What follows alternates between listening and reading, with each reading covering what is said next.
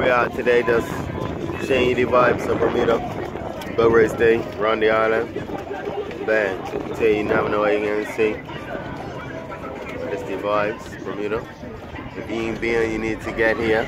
If you look way over that side, you see that's the land. That's where if you ain't on the boat, you can come walk on the land. Meet the race boat people, see them pull off their boats and shit.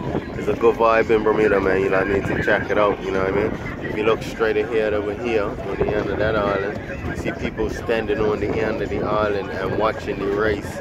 You know what I mean? Not everybody's, you know, VIP like me and get to be on boats and shit, you know what I mean? You know? So then you be able to be on the boat and you just fuck with the land. You know, as I was showing you earlier, you see my boy Howie and David over there. That's supposed to be getting wrong, but they didn't make it too far. See them, but you know, man, you know, everybody. Here we go, here we go. Here's the big boats, here's the big boats.